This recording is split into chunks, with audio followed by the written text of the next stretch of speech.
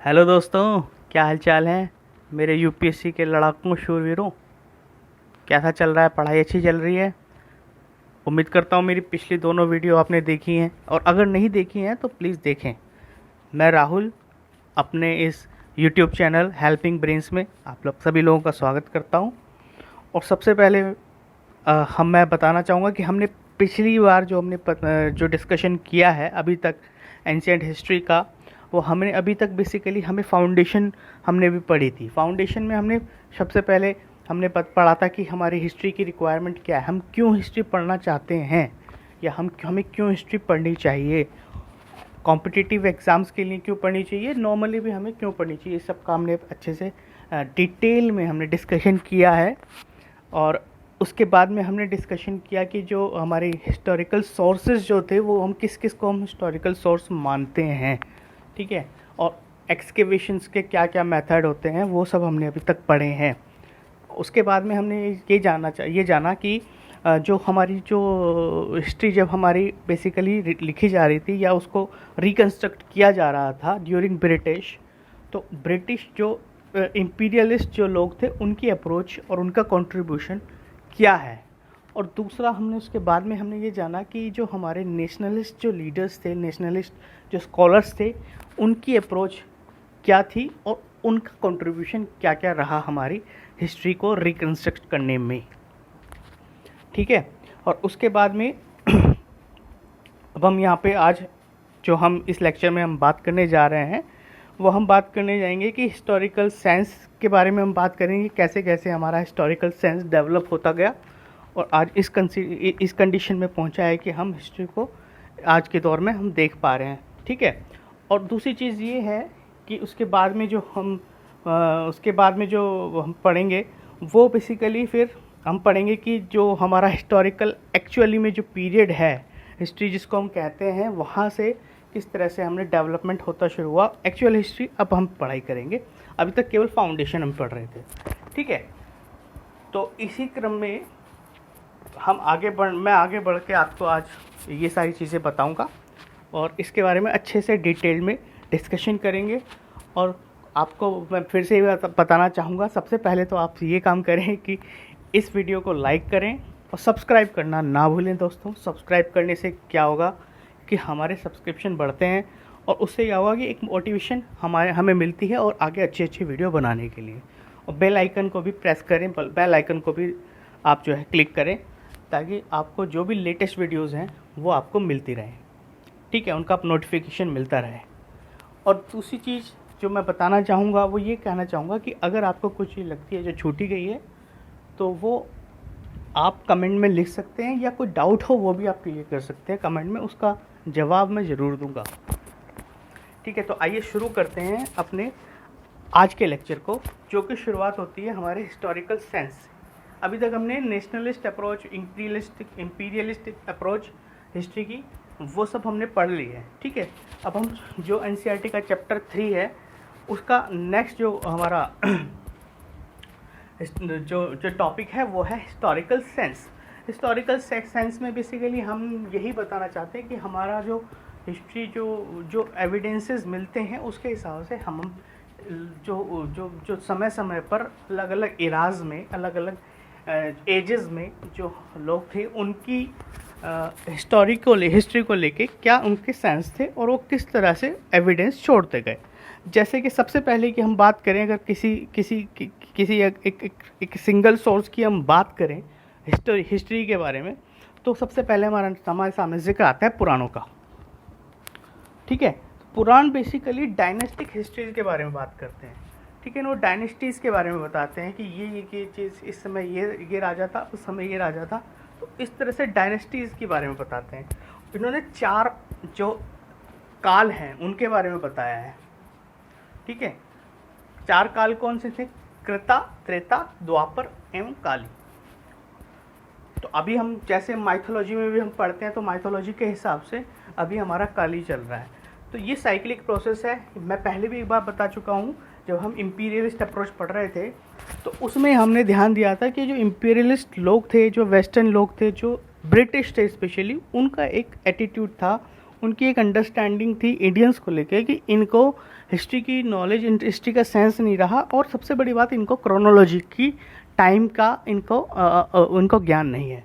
ये बात जो हम पुराण पढ़ते हैं तो ये बात उनकी गलत साबित होती है, क्योंकि हम पुराणों में, और हम जो है अपने जो जितने भी माइथोलॉजिक जितने भी हैं, हमारी जितने भी पुराण हैं, उनके हिसाब से हम देखते हैं तो समय को एक चक्र के रूप में बताया गया है, एक साइकिल के बारे में बताया गया है, जिसमें चक्र घूमता है, समय घूमता है तो युग परिवर्तन होता है। जैसे कृता युग था, त्रेता युग था, द्वापर युग था, उसके बाद अभी जो चल रहा है वो काली युग चल रहा है। ठीक है।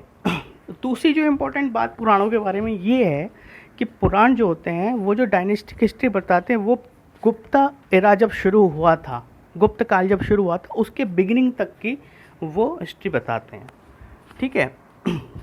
और ये जो कलयुग, ये जो अपने युग बताए हैं हमें पुराणों के हिसाब से, कृता, त्रेता, द्वापर और कलयुग, इनके बारे में एक खास बात ये लिखी हुई है पुराणों में कि ये हर एक युग जो है वो पुराने वाले से बेकार युग था, मतलब उसकी हालत ज़्यादा ख़राब होती चली जा रही है, क्योंकि वो बेसिकली ये बताएगा कि पुराना जो सक्सीडिंग जो एज है, सक्सीडिंग जो एरा है, वो प्रीसीडिंग से वर्ष है। ठीक है। उसी हिसाब से अगर हम समय की बात करें, जो हम क्या कहते हैं, जो रेफरेंसेस हम क्या करते हैं, टाइम को जो है, अगर टाइम साइक्लिक प्रोसेस है, आप किसी साइकिल में देखेंगे, कोई भी साइकिल होगी, उसमें आपको रेफरेंस सेट करने पड़ेंगे। ठीक है। इसी तरह से टाइम में भी, टाइम का जो एक स्केल होता है उसमें हमें कुछ रेफरेंसेस सेट करने पड़ते हैं। तो बीच बीच में होता क्या गया कि जब जैसे कोई राजा जो है जीतता था, युद्ध जीतता था, या वो कुछ अपना मतलब कुछ बहुत पराक्रम अपना साबित करना चाहता था, तो वो उस पराक्रम को ऐतिहासिक बनाने के लिए वो ये निर्णय लेता था कि आज से नए युग का प्रारंभ हो गया। ठीक है ना। वो और वो उस युग को अपने नाम पर रखता था। तो वहाँ से हमें क्या मिलता है, रेफरेंसेस मिलते हैं बहुत सारे। ये एंशिएंट हिस्ट्री में बहुत आपको आगे हम जब पढ़ेंगे, डिस्कशन करेंगे, तो बहुत ज़्यादा रेफरेंसेस ये वाले मिलने वाले हैं हमको। ठीक है ना। तो जैसे कि 57 BC जो था उसको हम विक्रम संवत के नाम से जानते हैं। शाक संवत जो है 78 AD है। गुप्ता एरा जो है 19 AD है। तो इसी तरह से ये काफ़ी ज़्यादा एंशिएंट एज में हुआ। ठीक है। उसके बाद में जब हम 3rd सेंचुरी BC की बात करते हैं, तो उस समय क्या था कि हमारे पास जो अशोक के जो इंस्क्रिप्शंस हैं उसमें हमें बहुत ज़्यादा कंसिडरेबल हिस्टोरिकल सेंस हमें नज़र आता है। हमें लगता है, दिखता है कि हाँ, यहाँ पर हमें हिस्टोरिकल एविडेंसेस मिल रहे हैं। तो धीरे धीरे क्या हुआ, पहले क्या था कि हम पौराणिक कथाओं में, पुराणों में जो हम कह रहे हैं वो हिस्ट्री मतलब एक पूरी तरह से हिस्ट्री ना हो के वो जो क्या कहते हैं डायनेस्टिक जो रूल हैं उनके बारे में हमें बताया गया है, उनके बारे में वर्णन किया गया है। तो अभी क्या था, पब्लिक लाइफ के बारे में बहुत ज़्यादा हमें नहीं मिल रहा था। अभी क्या हुआ, मौर्य काल से, जो अशोका के पीरियड से हमें क्या हुआ, एक पब्लिक लाइफ के बारे में भी इंफॉर्मेशन मिलने लगी है। ठीक है। तो इसको हम और अच्छी रिफाइंड वे में, रिफाइंड हिस्ट्री का नाम हम दे सकते हैं as compare to the Puranas. ठीक है। अब 1st सेंचुरी BC की हम बात करें, ये बहुत इंपॉर्टेंट पॉइंट है, प्लीज़ इसको ध्यान से सुने कि जो 1st सेंचुरी BC की जब हम बात करते तो वहाँ पर खड़ावेला, कलिंग में खड़ावेला राजा था। खड़ावेला राजा ने हाथी गुफा इंस्क्रिप्शन जो है वो करवाया। अब हाथी गुफा इंस्क्रिप्शन जो है, ये देखिए, ये मैंने एक पिक्चोरियल व्यू दिखाया है, इसका एक मैप में दिखाया है। ये इंडिया का मैप है। ये जहाँ पर रेड डॉट हो रहा है, रेड डॉट जो है ये हमारा कलिंग है। तो कलिंग में यहाँ पर अभी जो करंट का जो उड़ीसा है उसको एंशिएंट नेम जो था उसका कलिंग था। तो कलिंग जो है खड़ावेला यहाँ का राजा था, उसने हाथी गुफा इंस्क्रिप्शन ये करवाया। ये देखिए, ये हाथी गुफा इंस्क्रिप्शन की एक इमेज है। ठीक है। तो अब इसके बारे में क्या है, ये इंपॉर्टेंट क्वेश्चन, यूपीएससी को कुछ टॉपिक से बड़ा प्रेम है। तो यूपीएससी या दूसरे और कॉम्पिटिटिव एग्ज़ाम्स जो हैं वो भी उनको फॉलो करते हैं धीरे धीरे लेटर स्टेजेस में। ठीक है। अब जैसे यूपीएससी बहुत क्वेश्चन पूछा करती है खड़ावेला और हाथी गुफा इंस्क्रिप्शन के बारे में, तो इस पॉइंट को नोट कर लें कि हाथी गुफा इंस्क्रिप्शन, उड़ीसा, कलिंग और खड़ावेला, ठीक है। अब इसके ऊपर जैसे मैंने एक एग्जांपल दिया, मैंने जैसे ही कहा कि क्वेश्चन आते हैं इस पर, तो ये इंपॉर्टेंट है। अभी 2019 में एसएससी सीपीओ का क्वेश्चन था, पेपर आया है, उसमें एक क्वेश्चन पूछा गया, हाथी गुफा inscription describe the achievement of हुम। तो इसमें ऑप्शन दिए हमें 4, हर्ष, अशोका, समुद्रगुप्त और खड़ावेला। तो आंसर आप सभी को पता है, खड़ावेला, ठीक है।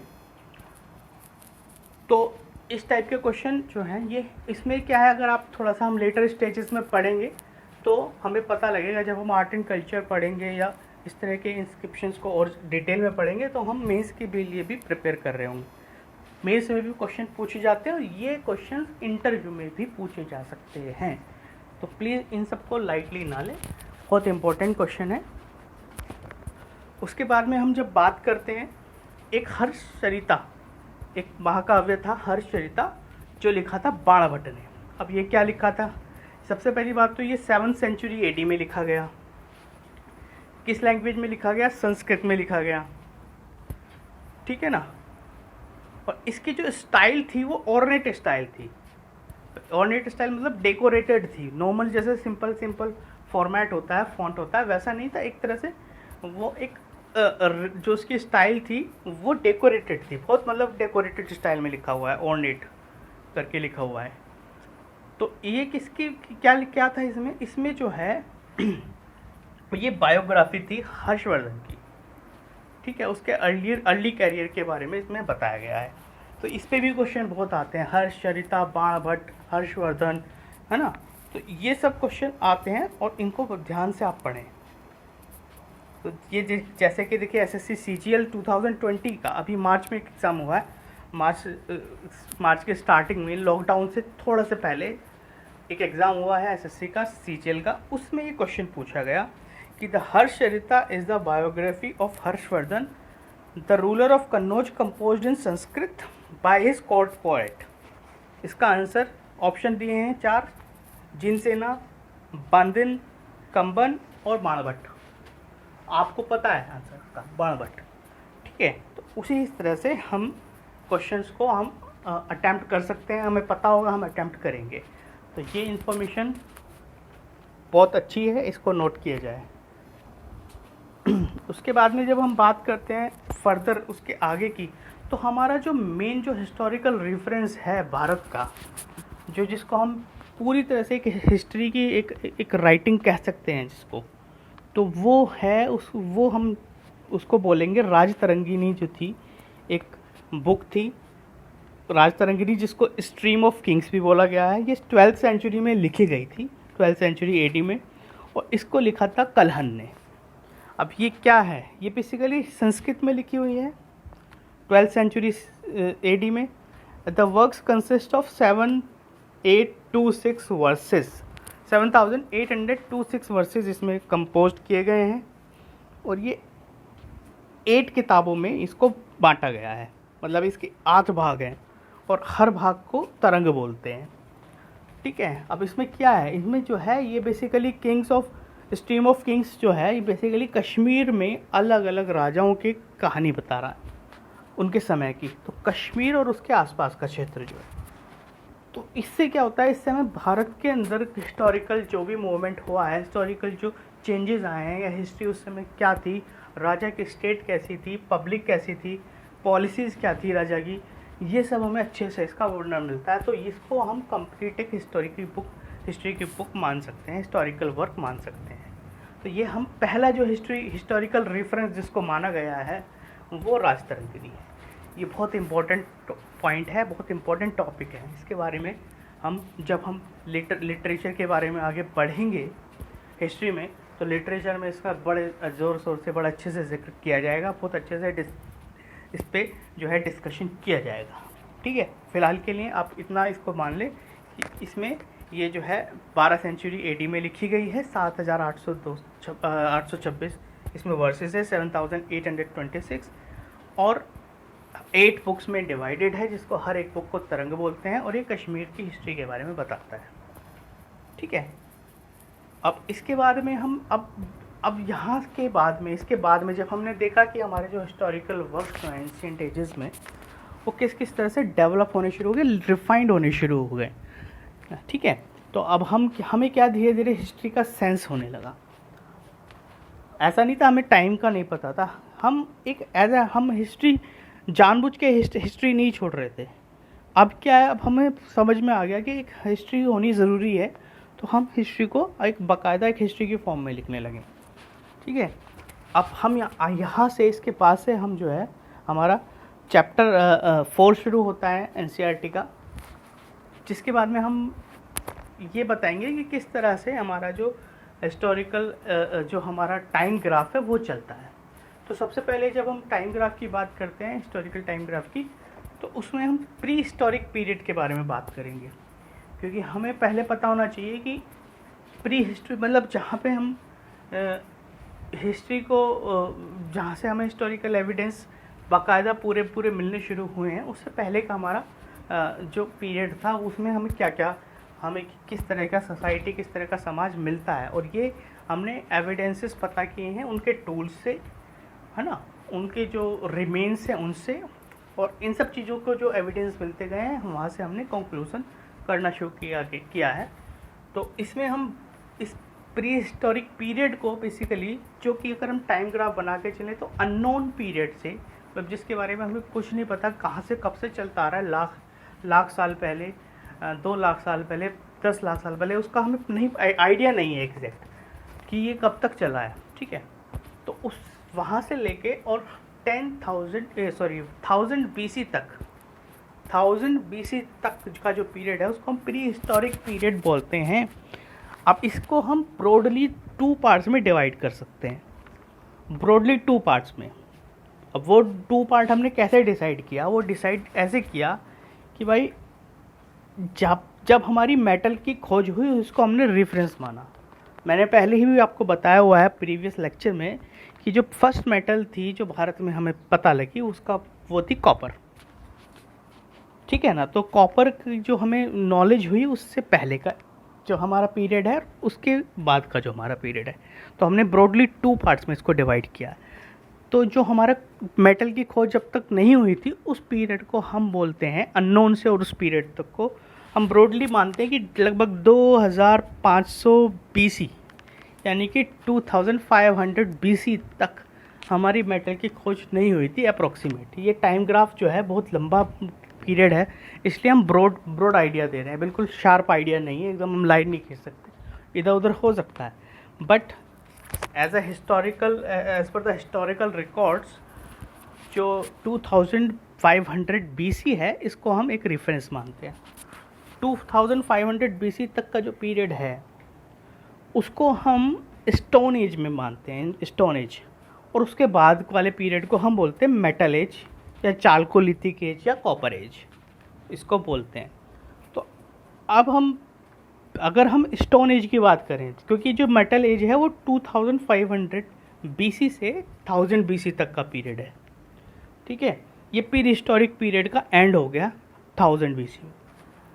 तो जब हम स्टोन एज की बात करते हैं, इसको हम फर्दर 3 भाग में डिवाइड कर सकते हैं, 3 पार्ट्स में डिवाइड कर सकते हैं, 3 टाइम ग्राफ में डिवाइड कर सकते हैं। पहला जो टाइम ग्राफ है जो अननोन से 8000 BC तक का है, उसको हम बोलते हैं पैलियोलिथिक एज या ओल्ड स्टोन एज, ठीक है। ये अननोन से 8000 BC तक का है।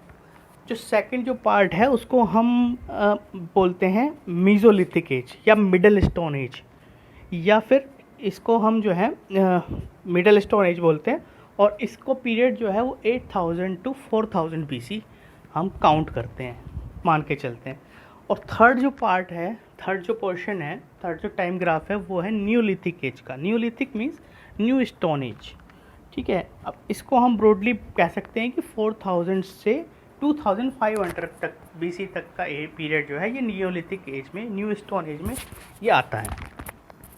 अब जब हम उसकी बात करते हैं स्टोन एज की, स्टोन एज में हम सबसे पहले पैलियोलिथिक एज की बात करेंगे। तो पैलियोलिथिक एज में जिसको हम ओल्ड स्टोन एज भी बोल रहे हैं, अननोन पीरियड से 8000 BC तक का ये पीरियड रहा है। और इसमें सबसे इम्पोर्टेंट चीज़ ये रही है कि इस पीरियड में जो जो ह्यूमंस थे, जो कि हमारे इंडियंस थे, एंशिएंट हमारे जो इंसेस्टर्स थे, वो फूड गैदरर थे। मतलब वो क्या था कि वो नेचर के ऊपर डिपेंड थे फूड के लिए, है ना।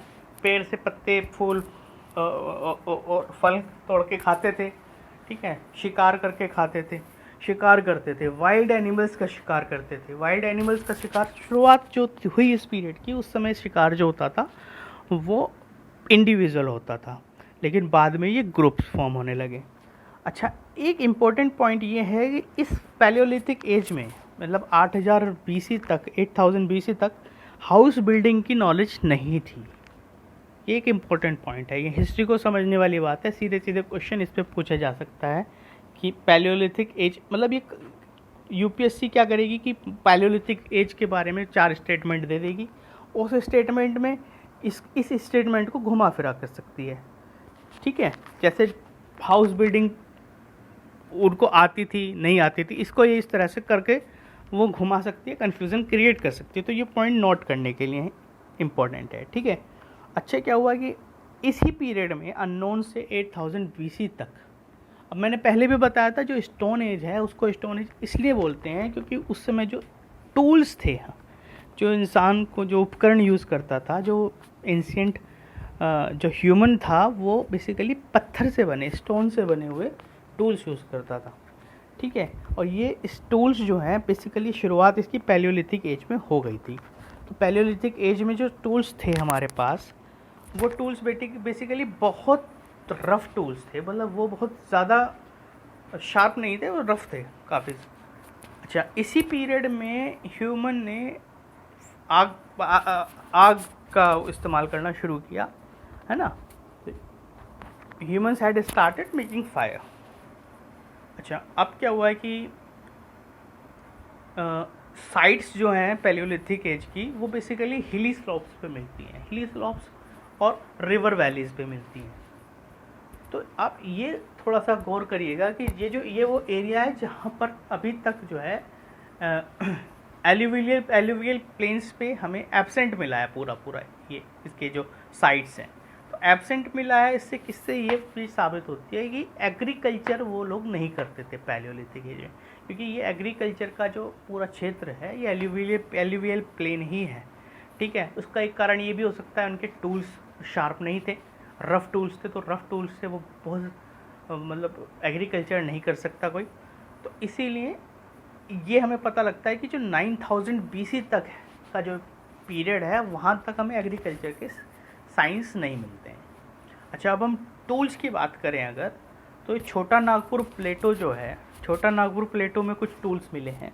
छोटा नागपुर प्लेटो में जो टूल्स मिले हैं वो बेसिकली लगभग 1 लाख BC पीरियड तक के हैं, ठीक है। तो इसको बड़ा इम्पोर्टेंट पॉइंट है ये 1 लाख BC।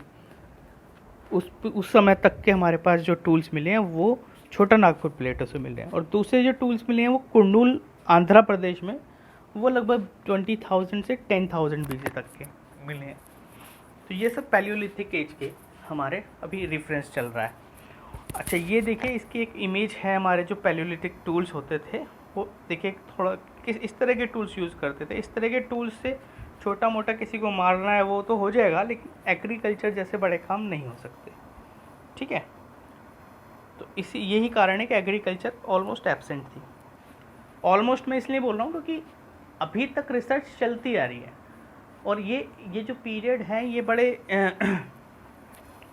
मतलब ये एक रफ आइडिया होता है, ये एकदम एग्जैक्ट शार्प आइडिया नहीं होता कि जैसे 10,000 BC बोल रहे हैं, 10,000 BC बहुत एकदम शार्प नहीं होता। उसमें 2-3 साल, 4-5 साल का, 10 साल तक का डिफरेंस जो होता है वो इधर उधर हो जाता है, क्योंकि ये इसके एविडेंसेस जो हैं वो बहुत ब्लर्ड है इन सब चीज़ों के। तो ये कंक्लूड किया जाता है, ये हिस्ट्री में एकदम साफ साफ कुछ बात नहीं मिलेगी उस पीरियड की, ठीक है।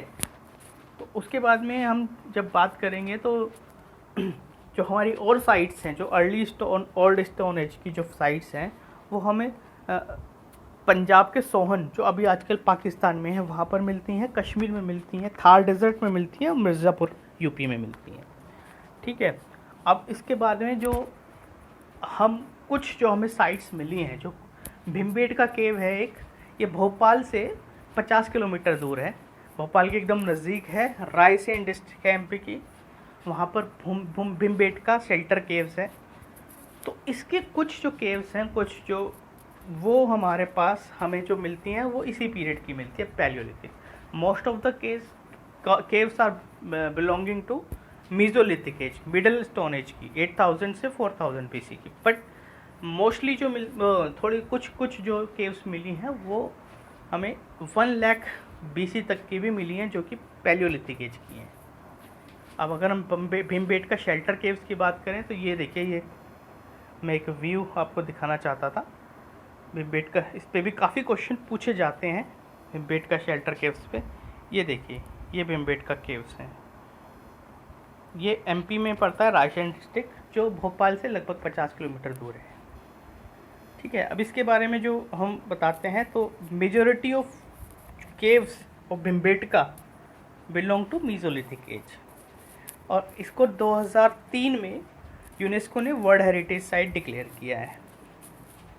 ठीक है, अब ये विंध्याचल हिल्स हैं, उनके सदर्न एज पर ये सिचुएटेड है, लोकेटेड है। और इसको जो एसोसिएट करते हैं वो जो महाभारत के जो हीरो दैत्य था भीम, उससे हम करते हैं।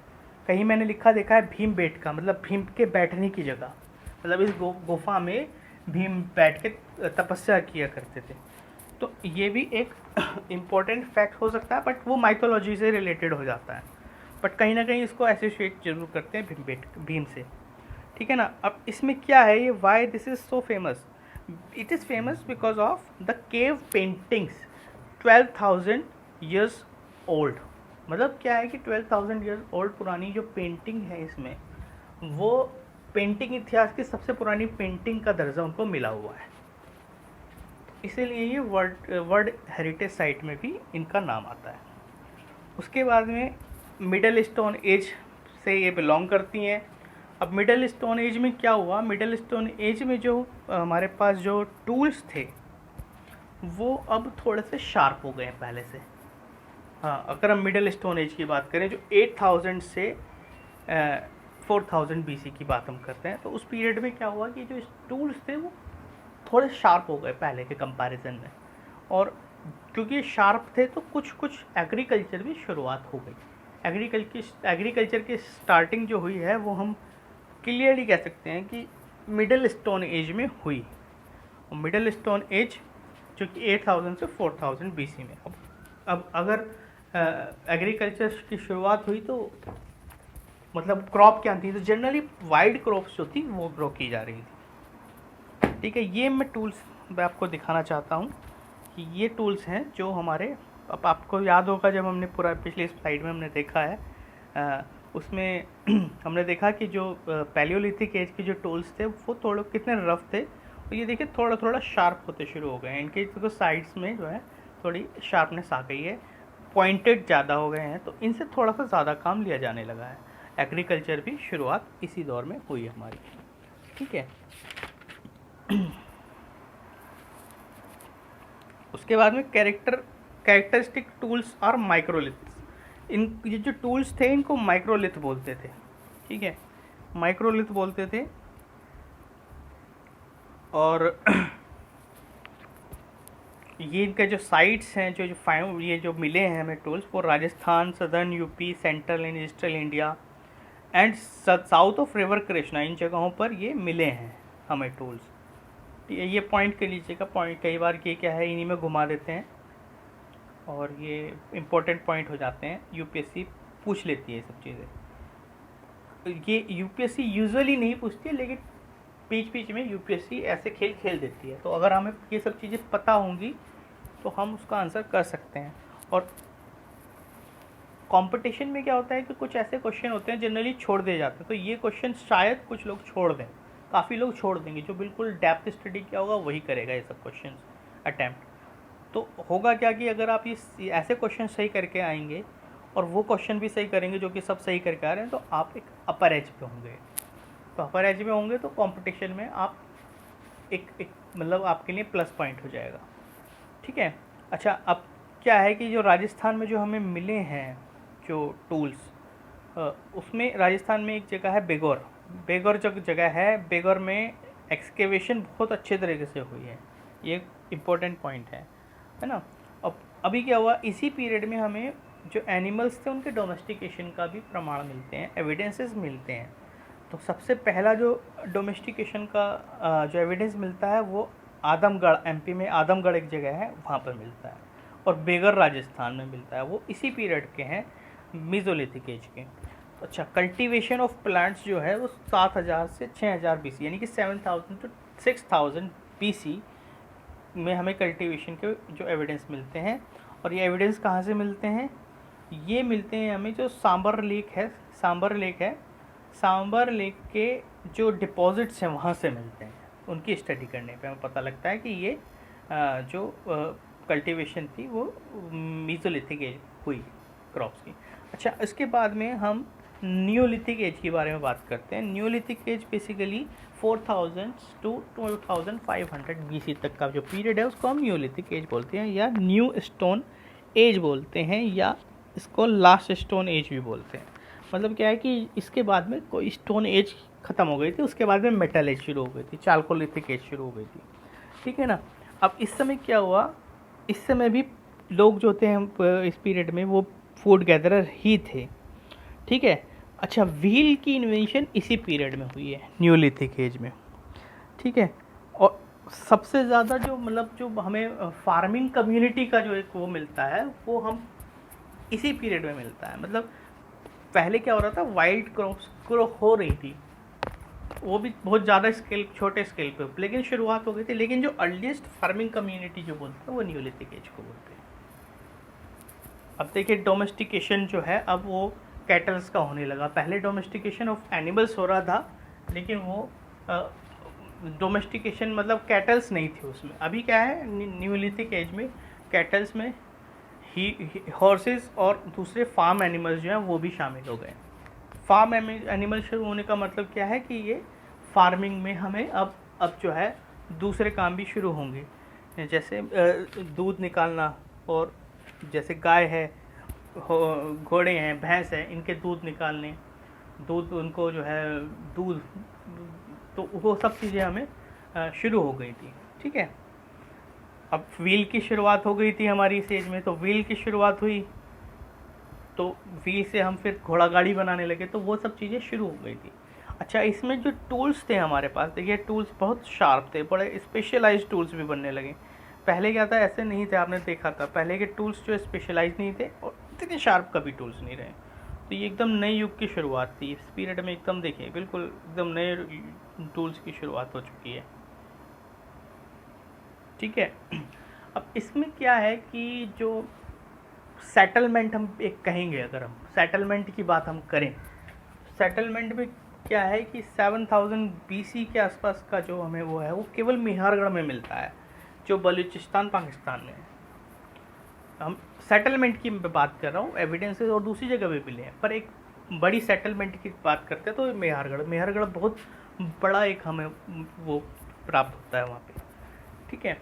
अब दूसरी जगहों पर जैसे कश्मीर है, पटना के पास कुछ जगह है, वहाँ पर हमें जो मिले हैं वो बहुत सारे टूल्स और वेपन्स जो हैं वो हड्डी के बने हुए भी मिले हैं, बोन के जो टूल्स मिले हैं। तो इसका मतलब क्या हुआ, बोन के टूल्स से भी वहाँ पे काम लिया गया है इस पीरियड, वो इसी पीरियड के हैं। और अच्छा, असम और गारो हिल्स में भी टूल्स मिले हैं, मेघालय में। अच्छा, अब माइक्रोलिथ ब्लेड जो थे वो उनको यूज़ किया गया है पॉलिश स्टोन्स के साथ में। स्टोन्स जो हैं अब पॉलिश भी किए गए टूल्स के लिए, और दूसरा उसमें जो है माइक्रोलिथ प्लेट्स का इस्तेमाल भी किया गया है। अच्छा, अब ये क्या था, हाउस बिल्डिंग शुरू हो गई थी, हाउस में रहने लगे थे, हाउस में रहते थे। तो हाउस दो तरह के मिले हैं, रेक्टेंगुलर हाउस भी मिले हैं और सर्कुलर हाउस भी मिले हैं, और made of mud and read houses जो है वो मिले हैं। अब मेहरगढ़ जो है, मैंने बताया बहुत बड़ा एरिया जो है पूरी सेटलमेंट के बारे में बात करता है, उसके बारे में हमें प्रमाण मिलते हैं, एविडेंसेस मिलते हैं। इस मेहरगढ़ में स्पेशल बात यह है कि मेहरगढ़ में जो लोग रहे हैं न्यूलिथिक एज के, वो दूसरी जगहों से ज़्यादा एडवांस थे, क्योंकि वो क्या करते थे, वो एग्रीकल्चर में वीट, कॉटन ये प्रोड्यूस करते थे। और मड ब्रिक हाउसेज में रहते थे। कितनी मतलब इम्पोर्टेंट चीज़ें, इम्पोर्टेंट वो है, पॉइंट है ये।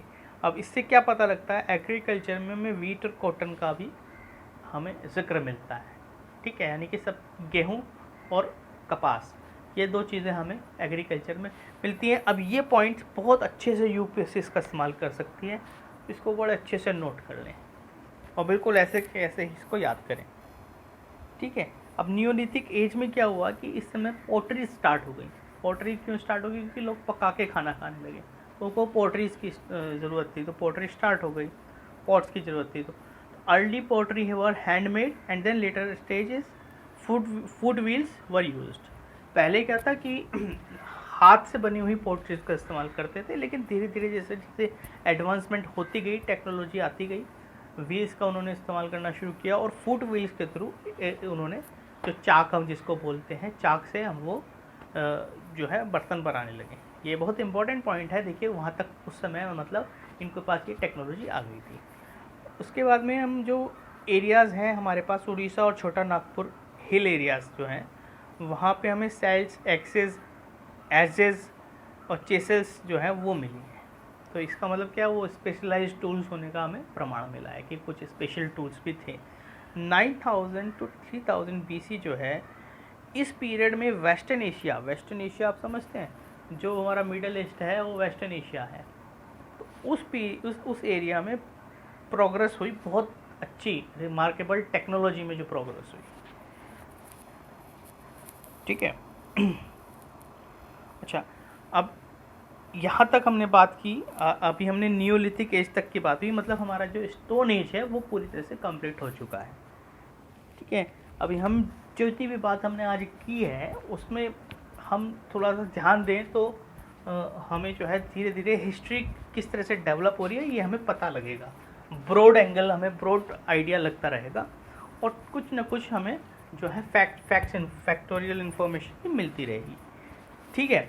अब इस बारे में हम आपको इससे आगे जो नेक्स्ट स्लाइड है, नेक्स्ट जो लेक्चर होगा, उसमें हम आपको चालकोलिथिक एज के बारे में बताएंगे। Chalcolithic age basically metal age थी, इसको कॉपर एज भी बोला जा सकता है, क्योंकि कॉपर जो थी वो मेटल थी जिसकी खोज हो गई थी। और इसके अलावा आपको कुछ लगता हो कि कुछ छूट गया है तो आप कमेंट बॉक्स में लिख सकते हैं, मैं उस पर पूरी की पूरी आपको इन्फॉर्मेशन दे सकता हूँ। और अगर लगेगा तो एक नई स्लाइड एक नई लेक्चर हम बना सकते हैं और इसको डाल देंगे इसमें। पर प्लीज़ कमेंट बॉक्स में ज़रूर लिखें आपको ये वीडियोस कैसी लग रही हैं। और दूसरा, सब्सक्राइब करना ना भूलें, वीडियो अच्छी लगती है तो लाइक भी करें, और दूसरा इस पे बेल आइकन ज़रूर प्रेस करें। थैंक यू, धन्यवाद।